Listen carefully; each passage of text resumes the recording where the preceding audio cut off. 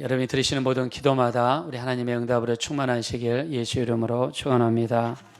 우리 하나님의 말씀은 창세기 22장 1절부터 8절입니다.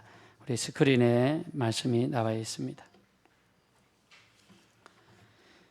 우리 1절부터 8절까지 다 같이 합독하겠습니다. 시작. 그 일 후에 하나님이 아브라함을 시험하시려고 그를 부르시되 아브라함아 하시니 그가 이르되 내가 여기 있나이다. 여호와께서 이르시되 내 아들 내 사랑하는 독자 이삭을 데리고 모리아 땅으로 가서 내가 내게 일러준 한 삶 거기서 그를 번제로 드리라. 아브라함이 아침에 일찍이 일어나 나귀의 안장을 지우고 두 종과 그의 아들 이삭을 데리고 번제에 쓸 나무를 쪼개어 가지고 떠나 자기에게 일러주신 곳으로 가더니 제3일에 아브라함이 눈을 들어 그곳을 멀리 바라본지라. 이에 아브라함이 종들에게 이르되 너희는 나귀와 함께 여기서 기다리라. 내가 아이와 함께 저기 가서 예배하고 우리가 너희에게로 돌아오리라 하고 아브라함이 이에 번제나무를 가져다가 그의 아들 이삭에게 지우고 자기는 불과 칼을 손에 들고 두 사람이 동행하더니 이삭이 그 아버지 아브라함에게 말하여 이르되 내 아버지여 하니 그가 이르되 내 아들아 내가 여기 있노라. 이삭이 이르되 불과 나무는 있거니와 번제할 어린 양은 어디 있나이까. 아브라함이 이르되 내 아들아 어린 양은 하나님이 자기를 위하여 친히 준비하시리라 하고 두 사람이 함께 나아가서 아멘. 그럼 따라하겠습니다. 어려울수록 믿음의 고백을 드립시다. 다시 합시다. 어려울수록 믿음의 고백을 드립시다. 할렐루야. 네, 오늘은 우리가 창세기 22장을 통해서 어려울수록 또 힘들수록 믿음의 고백을 더 드리자 이런 제목으로 말씀을 나누려고 합니다. 우리가 창세기 22장은 잘 아는 말씀입니다. 또 많은 분들이 또 이 말씀 알고 있고 또 설교를 통해서도 많이 다뤘기 때문에 우리가 잘 알고 있으리라고 생각합니다. 자, 우리 오늘은 아브라함과 이삭에 대한 이야기인데요. 아브라함은 아버지고 이삭은 아들이 됩니다. 아브라함은 나이 100세가 되었을 때 이삭이라는 아들을 이렇게 낳게 되죠. 그래서 이 창세기 22장에 나와 있는 이때는 약 한 112세 되었을 때. 자, 아브라함이 나이가 112세면 아들은 나이는 몇 세일까요? 12살이겠죠. 100살 차이가 나니까. 자, 근데 하나님께서는 아브라함에게 하루는 이삭을 바쳐라. 이삭을 바쳐라.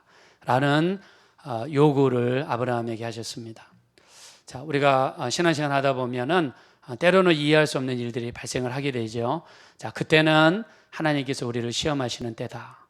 시험하시는 때다라고 생각을 해야 됩니다. 자, 우리 한번 1절 말씀을 돌아가겠습니다. 1절. 자, 우리 한번 다 같이 한번 읽겠습니다. 시작. 그 일 후에 하나님이 아브라함을 시험하시려고 그를 부르시되 아브라함아 하시니 그가 이르되 내가 여기 있나이다. 아멘. 자, 하나님이 아브라함을 시험하셨다고 그랬습니다. 자, 한국말로는 우리가 시험이란 단어가 하나지만 우리가 몇 가지 뜻이 있습니다. 성경 전체적으로 보면 첫째, 하나님이 우리를 시험하시는 때가 있어요. 그걸 우리가 테스트라고 그러죠. 신앙생활을 잘하고 있는지 못하고 있는지 테스트하는 그런 시기가 있습니다. 두 번째로는 마귀가 우리를 시험하는 경우가 있습니다. 마귀가 우리를 무너뜨리고 또 우리를 멸망시키고 우리를 넘어뜨리기 위해서 갖가지 어려움이나 핍박이나 우리 그런 것들을 통해서 마귀가 우리를 시험하는 경우가 있습니다. 자, 여기 나와 있는 시험은요, 하나님이 아브라함을 시험하셨어요. 자, 왜 하나님이 아브라함을 시험하셨는가? 우리 창세기 22장을 보면 아브라함이 아들을 100세에 얻었잖아요. 그래서 이 100세에 얻은 아들을 가만히 보니까 너무나 애지중지하게 아낀단 말입니다. 너무나 애지중지해요. 우리 하나님은 질투하시는 하나님이십니다. 하나님보다 더 사랑하는 것, 하나님보다 더 귀히 여기는 것이 있을 때 반드시 하나님의 시험이 우리에게 옵니다. 나를 더 사랑하느냐, 하나님을 더 사랑하느냐. 우리 그 시험을 무사히 통과하게 되면, 우리가 시험을 잘 치면 100점을 맞아서 반에서 1등할 수 있는 것처럼 신앙생활도 시험을 잘 통과하게 되면 그 다음에는 말할 수 없는 축복이 우리 삶 가운데 이루어집니다. 자, 우리 가운데 시험이 언제 올 수 있을지 모르지만 우리 시험이 올 때마다 우리 모두 통과하셔서 그 다음에 오는 더 큰 하나님의 축복의 역사가 여러분에게 차고 넘치게 되시기를 예수 이름으로 축원합니다. 자, 하나님은 아브라함을 시험하셨어요. 나를 더 사랑하는지, 아들을 더 사랑하는지. 100세에 얻은 아들, 정말 기적적으로 얻은 이 아들을 나보다 더 사랑하느냐. 하나님께서 아브라함을 시험하셨습니다. 성경에 하나님이 우리를 시험하시는 데가 있습니다. 우리가 욥기서 1장에 보면 욥은 어떤 사람이라고 나와 있죠. 욥기서 1장 1절에 보니까 욥은 온전하고 정직하고 하나님을 경외하고 악에서 떠난 자로다. 얼마나 욥이 하나님 앞에 신앙생활을 잘했으면 사탄 앞에서도 하나님이 자랑하십니다. 네가 이 땅을 두루 다니면서 욥을 본 적이 있느냐? 욥과 같이 온전하고 정직하며 하나님을 경외하고 악에서 떠난 사람을 본 적이 있느냐? 저는 욥이 참 부럽습니다. 왜요? 하나님이 사탄 앞에서 자랑하실 정도로 욥이 신앙생활을 잘했다는 거예요. 욥은 온전하고 정직하고 하나님을 경외하고 악에서 떠났다고 그랬습니다. 여러분들도 이 땅에 사시면서 하나님 보시기에, 하나님 기준에 온전하고 정직하고 하나님을 경외하시고 악에서 떠나는 역사가 여러분에게 나타나게 되시길 예수 이름으로 축원합니다. 욥은 정말 정직하게 살려고 몸부림쳤어요. 그랬더니 사탄이 뭐라고 그럽니까? 하나님, 욥이 괜히 하나님을 잘 섬기는 줄 아십니까? 아닙니다. 하나님께서 욥에게 수많은 재산을 주셨기 때문이지요. 또 욥이 하는 모든 일들을 잘되게 하셨기 때문이지요. 한번 그 재산을 몰수해 보시고 그가 하는 모든 일들을 한번 쳐보십시오. 그러면 욥이 하나님을 원망하고 하나님을 떠날 것입니다 라고 이간질했어요. 하나님의 허락을 받아 사탄이 욥을 쳤습니다. 어느 날 갑자기 스바 사람이 나타나가지고 소를 훔쳐가고 나귀를 훔쳐갔습니다. 하늘에서 불이 내려가지고 양들을 불태워버리고 말았습니다. 갈대아 사람들이 갑자기 나타나가지고 3,000마리나 되는 낙타를 훔쳐가 버리고 말았습니다. 그런데도 욥이 하나님을 불평했나요? 안 했습니다. 욥기서 1장 21절 22절에 보니까 내가 어머니의 태로부터 알몸으로 나왔사온 즉 알몸으로 돌아가올지라 주신 이도 하나님이시여 취하신 이도 하나님이시니 하나님의 이름이 영광을 받으실지어다 하고 욥이 이 모든 일에 범죄하지 아니하고 입술로 하나님 앞에 원망하지 아니하더라. 할렐루야. 욥은 재산이 다 사라졌어도 양 7,000마리, 낙타 3,000마리, 소 500겨리, 다에서 1,000마리, 암나귀 500마리 다 사라졌어도 거기에다가 아들 7명과 딸 3명이 다 죽었어도 그는 하나님을 입술로 원망하지 않았습니다. 욥은 하나님이 하는 테스트, 시험을 통과했습니다. 그래서 욥장 42장에 가면 욥의 결말이 처음보다 2배의 축복을 받는 놀라운 역사가 나타난 줄로 믿습니다. 우리가 요한복음 6장 6절에 보면요, 예수님께서 빌립을 시험하셨습니다. 주님은 일이 어떻게 될 줄을 다 아시고 빌립을 시험하여 말씀하셨어요. 빌립을 시험하셨다. 영어에 보니까 He asked this only to test him이라고 테스트란 단어를 썼습니다. 빌립을 시험하셨다. 이 말은 잘하는지 못하는지를 하나님이 시험하셨습니다. 자, 우리도 신앙생활을 하면서 언제 하나님께서 우리 믿음을 시험하시는지 알 수 없지만 그 시험이 올 때마다 하나님보다 더 귀한 것이 없고 또 예수 믿는 믿음보다 더 귀한 것이 없고 신앙생활하는 신앙생활보다 더 귀한 것이 없으셔서 그 모든 시험을 무사히 통과하게 되시기를 예수 이름으로 축원합니다. 자, 하나님께서는 아브라함을 시험하십니다. 네 아들을 더 사랑하는지 나를 더 사랑하는지. 우리가 결과적으로 아브라함은 시험을 테스트했죠. 자, 시험이 무엇이었습니까? 2절로 가겠습니다. 자, 2절 한번 읽겠습니다. 시작. 여호와께서 이르시되 네 아들 네 사랑하는 독자 이삭을 데리고 모리아 땅으로 가서 내가 내게 일러준 한 산 거기서 그를 번제로 드리라. 아멘.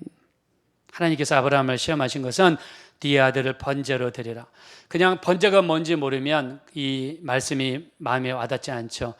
번제라는 것은 아들을 제단 위에다가 눕히고 손발을 묶고 칼로 가슴을 배를 갈라서 창자를 끄집어내서 옆에서 태우고 온 몸을 태워서 하나님 앞에 드리는 제사가 구약 성경에 나와 있는 번제였습니다. 아브라함은 기도하다가 하나님의 음성을 들었을 때 아마 깜짝 놀랐을 것 같아요. 100세에 오는 아들인데, 아니 하나님이 주실 때는 언제고 이제는 가져가시겠다고요? 아니 그것도 하나님 앞에 배를 갈라서 창자를 꺼내고 사람을 태워서 하나님께 드리라고요? 도무지 이해가 안 됐을 거예요. 아브라함은 도무지 이해가 안 됐을 겁니다. 아브라함이 살고 있는 데는 지중해입니다. 동네 이름이 브엘셰바입니다. 브엘셰바에서 모리아산까지 걸어서 3일 정도 걸립니다. 산을 넘어야 되고 사막을 건너야 되기 때문에 거리상으로는 가깝지만 도보로 갈 때는 3일 정도 걸리는 거리였습니다. 하나님께서 명령하시니 어떻게 합니까? 센 믿음을 받았으니 순종하지 않을 수 없고 어떻게 합니까? 자기 아내하고도 상의하지 않고 이삭을 데리고 그리고 3일 길을 걸어갔습니다. 저는 이렇게 생각합니다. 이 아브라함이 걸어갔던 3일 길은 아마 죽기보다 더 어려운 길이었을 것 같아요. 지금 아들을 불에 태워서 죽여야 되고 하나님의 명령이니 순종하지 않을 수 없고 하나님이 주셨으니 하나님이 가져가셔야 한다고 그러는데 순종하지 않을 수가 없어요. 가슴은 타들어가고 머리는 멍멍하고 마음속에 아마 새 추보다 더 무거운 추가 마음속에 있어가지고 늘 마음이 무겁고 힘들었을 것입니다. 해는 잿빛으로 변했을 거고 더 심하면 파란색이나 시커멓게 변했을 것 같아요. 왜냐하면 아들을 바쳐야 되니까. 지난주에 국무총리께서 수도권에 있는 서울, 경기, 인천에 있는 모든 교회의 예배를 온라인으로 바꾸라고 명령이 내려왔습니다. 코로나가 기하급수적으로 증가하니까 아마 정부에서 극단적인 그런 조치를 취한 것 같습니다.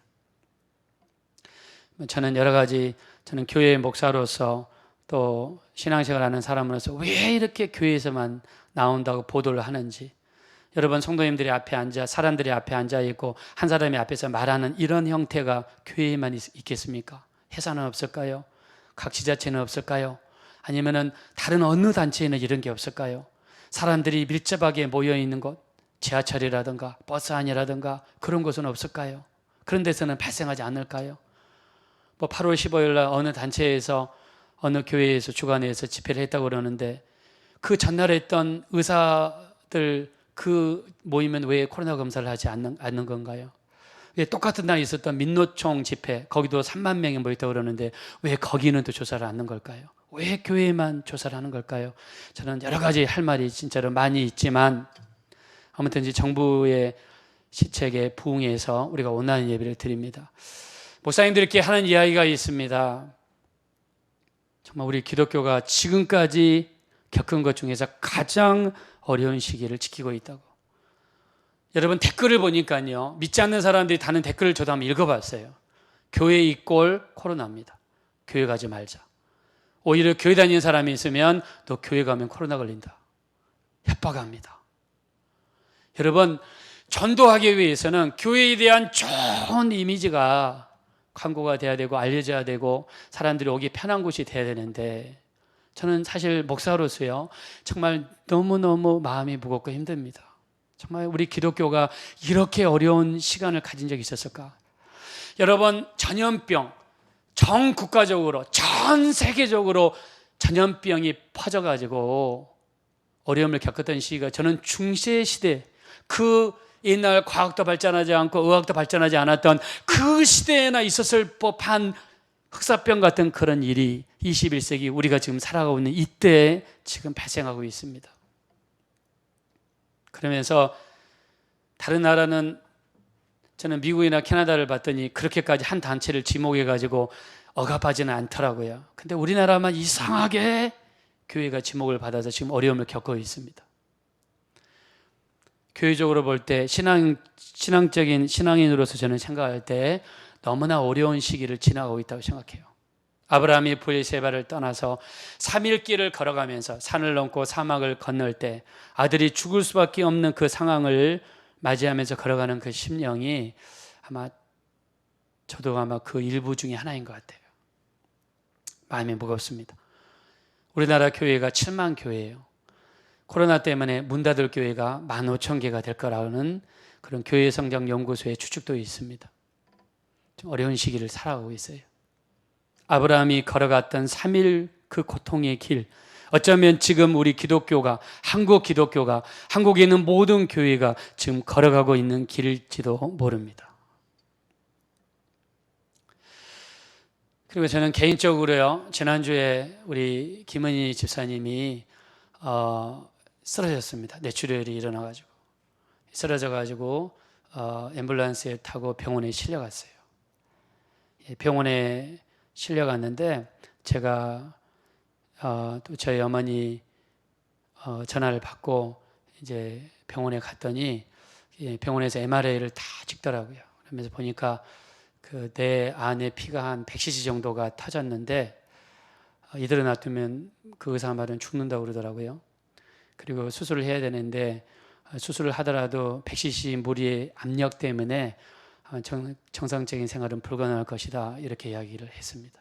그래서 지금 병원에서 의식을 잃고 쓰러져 있습니다. 저는 6년 전에 김은희 집사가 뇌출혈이 일어났거든요. 6년 전에. 그때는 이천에서 살고 있었는데 회사가 현대모비스여가지고 회사 화장실에서 쓰러져가지고 골든타임을 넘겨서 그 청주에 있는 효성병원으로 실려갔는데 골든타임을 넘기면 사람이 죽는다고 그러더라고요.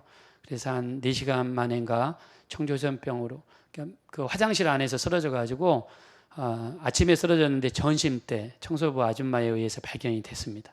그래가지고 응급실에 실려가는데 그때도 그 병원에서는 가망이 없다라고 이야기를 했어요. 근데 우리가 막 합심으로 기도하고 여러분들도 기도해 주시고 또 저희 어머니 또 저희 집사람 정말 많은 사람들이 기도해 주셨습니다. 그래가지고 기적처럼 병원에서는 죽는다고 그랬는데 제가 그 6년 전에 찍었던 MRI 사진을 그 저희 손아래 처남이 그 영상과 의사여가지고 제가 카톡으로 19장인가 보내줬는데 가망이 없다고 그러더라고요. 그 처남도 하는 이야기가. 근데 기적적으로 하나님이 살려주셔가지고 살아났습니다. 할렐루야. 깨어나가지고 그때 6년 전에 김은지 집사가 이런 이야기를 하더라고요. 자기가 누워있는데 다른 사람들 하는 이야기가 다 들렸대요. 우리가 볼 때는 뭐 전혀 미동이 없는데 들렸대요. 근데 옆에 누가 앉아 계셨는데 누가 앉아 계셨느냐? 예수님께서 자기 옆에 앉아 계시며 자기를 지켜보셨대요. 할렐루야. 예수님이 자기를 지켜보셨다고 그러더라고요. 저희 눈에는 보이지 않았는데 우리 김은희 집사는 그런 이야기를 했습니다. 근데 6년이 지나고 나서 지난주에 또 쓰러졌어요. 그래서 병원에서는 지금 아주 극단적으로 이야기를 하고 있습니다. 그래서 여러분들의 기도가 필요합니다. 여러분들이 좀 기도 많이 해주시고 우리 두세 사람이 내 이름으로 모인 곳에 주님이 함께 하신다 하셨고 또 우리 하나님께서 모든 사람의 기도를 들으실 줄로 믿습니다. 인간의 끝이 하나님의 시작입니다. 하나님은 불가능을 가능하게 하시고 안 되는 것을 되게 하시며 없는 것을 있게 해 주실 줄로 믿습니다. 자, 우리 교회에는 기적의 역사가 많습니다. 기적은 어쩌다 한번 일어나지만 교회마다 이런 기적의 역사가 많이 일어납니다. 하나님께서 우리 기도를 반드시 들으셔서 놀라운 역사를 베풀어 주실 줄로 믿습니다. 저는 지난주에 제 삶이 딱 그런 삶이었어요. 김은희 집사는 또 제 3명의 동생 중에 한 사람입니다. 또 김은희 집사가 쓰러졌을 때 정말 하늘을 바라봤더니 하늘이 잿빛으로 변하더라고요. 가슴이 멍멍하고 제 마음속에 지금 이렇게 무거운 쇳덩어리가 하나 지금 이 안에 있습니다. 자, 근데 우리가 이렇게 힘들고 어려운 시기는 우리 한국적인 교회에도 있고 또 여러분이 살아가다 보면 여러분의 삶에도 이런 경우가 있어요. 아브라함이 걸어갔던 3일 길, 사막이고 산을 넘어야 되고 아들을 죽여야 되는 하나님의 명령이기 때문에 아들을 죽여야 되는 이 발걸음은 정말 너무나 힘든 발걸음이었을 것 같아요. 자, 이런 길을 우리가 걸어가야 될 때 우리는 어떻게 해야 되는가? 자, 성경은 우리에게 앞으로 일어날 일들을 우리에게 미리 처방해 주는 우리 말씀이 됩니다. 그래서 우리도 아브라함과 같은 3일길을 걸어갈 때 어떻게 해야 될까? 한번 우리가 거기에 염두를 두고 했는데, 첫째, 아브라함은요 굉장히 긍정적인 사람이었어요. 항상 긍정적으로 시인했던 사람이었던 것 같습니다. 자, 그 증거로서 우리 5절 말씀 보겠습니다.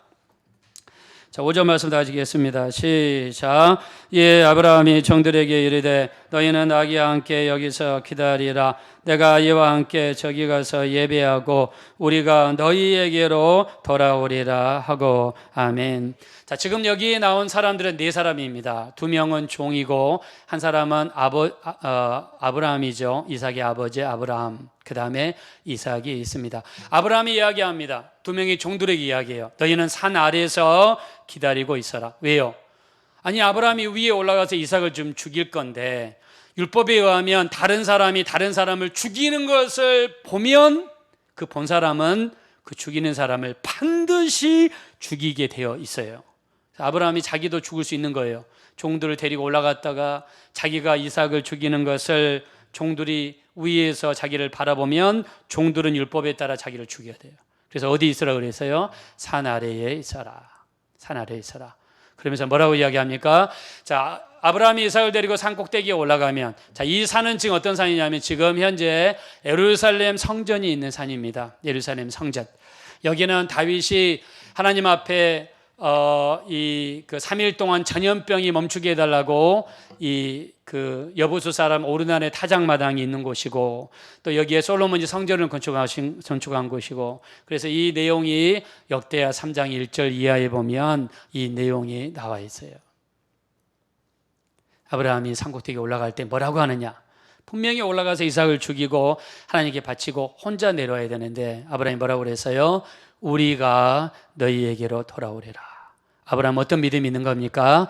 나 혼자만 돌아오는 것이 아니라 내가 죽일지라도 하나님이 다시 살리실 것이며, 아니면 하나님의 뜻을 돌이키셔서 아브라함이 자기 아들과 함께 돌아오게 될 거라는 그 염원을 담아 믿음의 고백을 지금 하는 겁니다. 우리가 돌아오리라. 자, 우리 한번 따라합시다. 우리가 돌아오리라.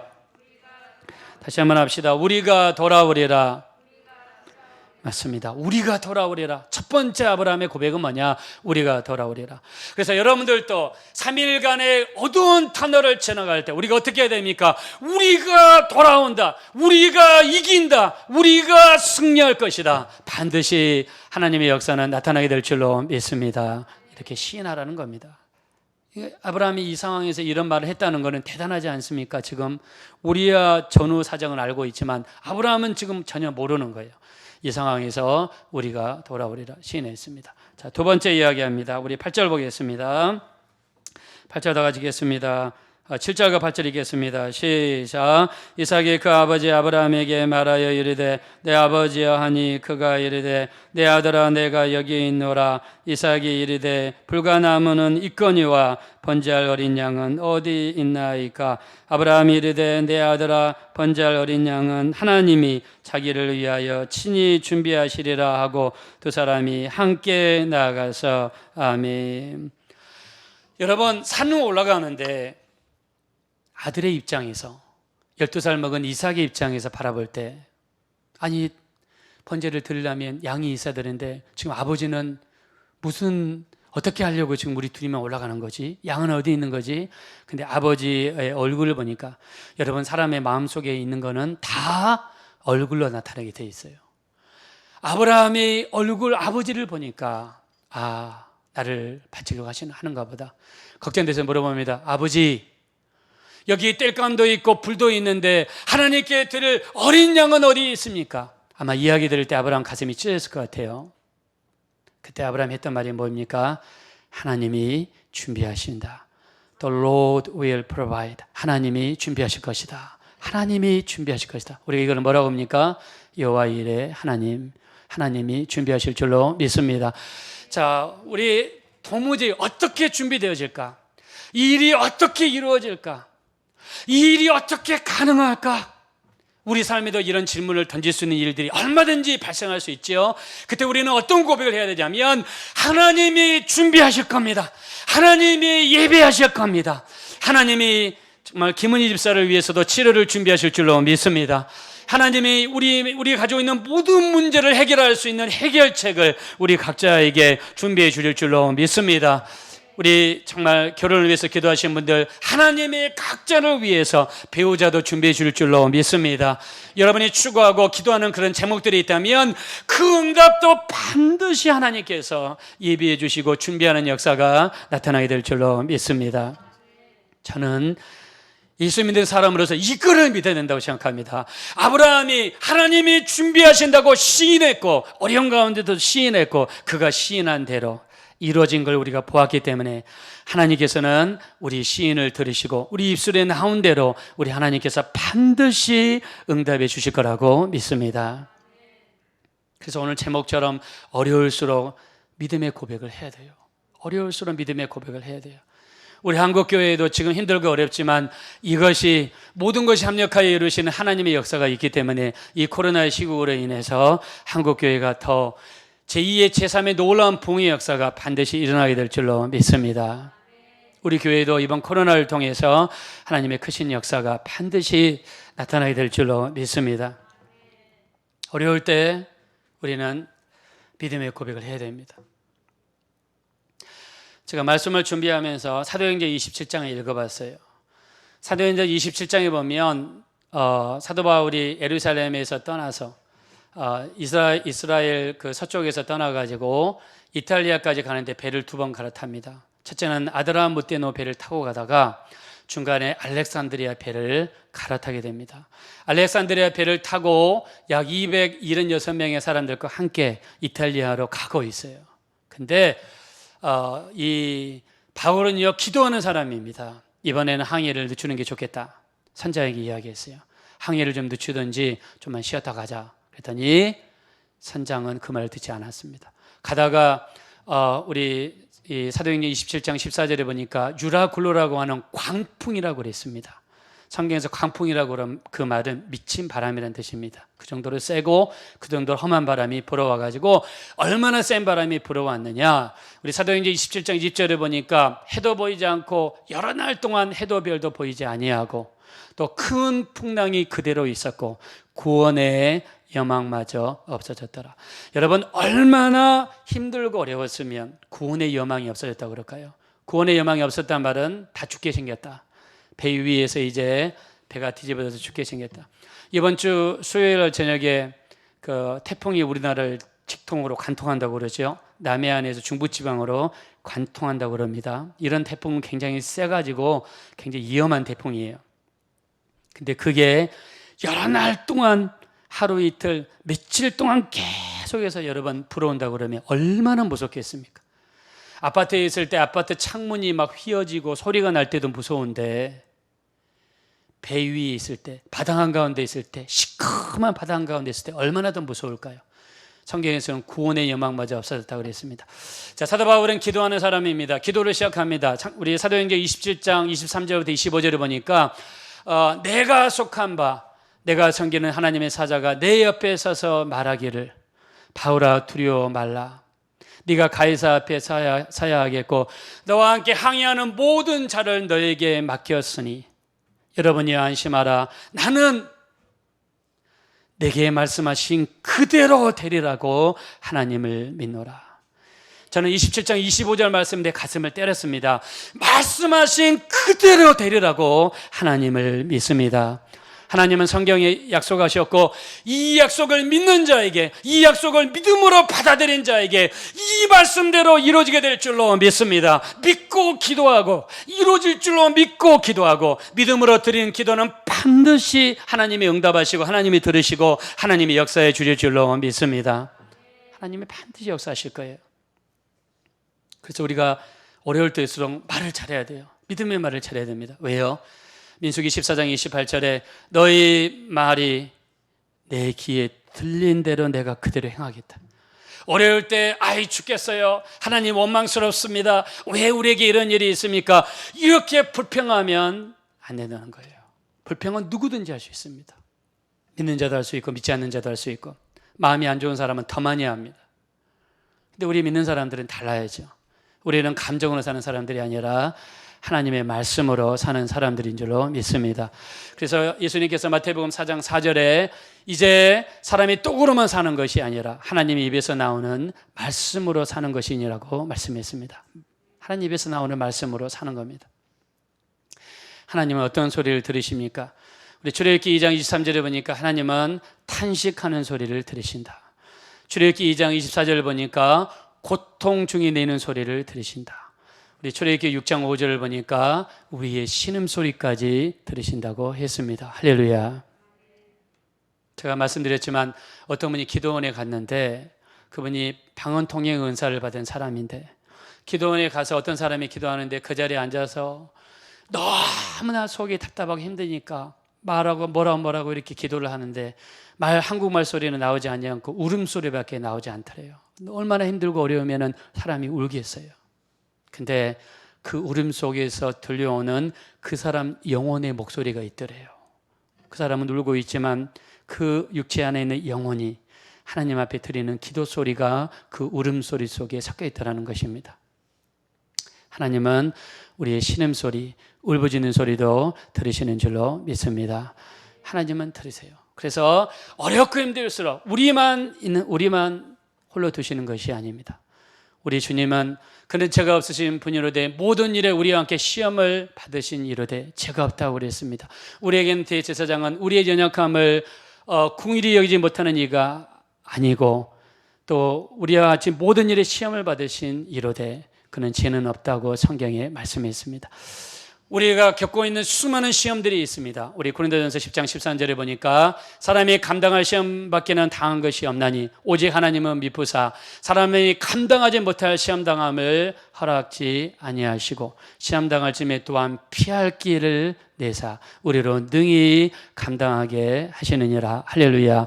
우리 주님은 우리가 시험받을 때, 어려움을 겪고 있을 때, 우리 한국교회가 겪고 있는 이 어려움, 만약 전 세계에 있는 모든 나라들 중에 한국교회만이 겪고 있는 어려움이라면 우리 주님은 우리와 더 가까이 해주시고, 우리 주님은 우리 기도를 듣고 계시고, 주님은 화를 바꾸셔서 복으로 바꾸시는 놀라운 역사를 반드시 이루어 주시리라고 믿습니다. 우리 주님은 바꾸시는 하나님이세요. 우리 모든 것을 짊어지시기 위해서 우리 주님은 2000년 전에 이 땅에 오셔서 십자가까지 짊어지시면서 시편 68편 19절에 뭐라고 하셨느냐? 날마다 우리 짐을 지시는 주여 우리 구원의 하나님을 찬송할지로다 라고 말씀했습니다. 우리 하나님은 날마다 우리 짐을 지시는 분이십니다. 여러분의 짐, 우리의 짐, 우리 교회의 짐, 한국교회의 짐, 각자 가지고 있는 모든 어려움들의 짐을 우리 하나님께서 반드시 져주실 줄로 믿습니다. 자, 그래서 우리는 우리 길을 맡겨야 됩니다. 시편 37편 5절에 보니까 너의 길을 하나님께 맡기라. 그를 의지하면 그가 이루어 주신다고 말씀했습니다. 또 시편 55편 22절에 보니까 너희의 짐을 주께 맡기라. 그가 너희를 붙드시고 의인의 요동함을 허락하지 아니하실지로다. 할렐루야. 또 잠언서 16장 3절에 보니까 너희 모든 행사를 주께 맡기라. 그러면 너희 경외하는 것이 이루어지리라. 할렐루야. 또 우리 베드로전서 5장 7절에 보니까 너희 모든 염려를 주께 맡기라. 그가 너희를 돌보심이라. He cares. 그가 돌본다고 말씀하고 있습니다. 할렐루야. 그래서 어려울 때일수록 믿음으로 고백하시고 주님께 나아가시고 날마다 우리 짐을 지시는 주님을 날마다 의지하셔서 주님 우리를 불쌍히 여겨주세요. 도와주세요. 화를 복으로 바꾸시는 하나님의 역사가 우리 가운데 나타나게 해주세요. 이렇게 기도하셨으면 좋겠습니다. 자, 우리 한번 찬양 하나 올려드리겠습니다.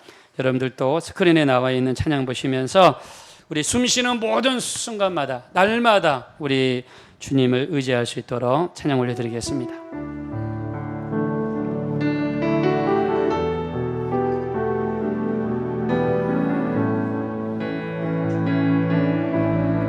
날마다 숨쉬는 순간마다 날마다 숨쉬는 순간마다 내 앞에 어려운 일 보내 주님 앞에 몸을 맡길 때 주님 앞에 이 몸을 맡길 때 슬픔 없네 슬픔 없네 두려움 없네 주님의 그 자비로운 손길 주님의 그 자비로운 손길 항상 좋은 것 주시도다 사랑스레 아픔과 기쁨을 수고와 평화와 안식 날마다 주님 곁에 계서 날마다 주님 내 곁에 계셔 자비로 날 감싸주신 주님 앞에 이 몸을 맡길 때 주님 앞에 이 몸을 맡기 힘주시네 위로함 주네 힘주시네 위로함 우리 가슴에 손 얹겠습니다. 어린 나를 품에 안으시사 어린 나를 품에 안으시사 항상 평안함 주시도다 주여 내가 살아 숨을 쉬는 동 살피신다 약속하셨네 살피신다 약속하셨네 인생의 어려운 순간마다 인생의 어려운 순간 우리 주님의 약속을 생각합시다.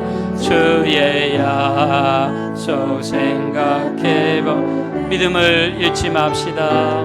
내 맘속에 믿음 잃지 않고 말씀 속에 위로를 주님의 도우심을 바라봅니다. 주님의 도우심 바라보며 모든 어려움 이기도다 주여 흘러가는 순간마다 주님 약속 새겨봅니다. 다 같이 눈을 감겠습니다. 어려울 때마다 주님을 바라보게 하시고 우리 주님을 더 의지하죠. 우리가 될 수 있도록 우리 주님을 더 바라보게 도와주십시오. 우리 주님을 더 의지하는 우리가 될 수 있도록 더 믿음의 고백을 하게 도와주시고 말씀 더 붙잡게 도와주시고 더 기도하게 도와주시고 더 주님을 의지할 수 있도록 합심으로 간절히 기도하겠습니다. 주님 감사합니다.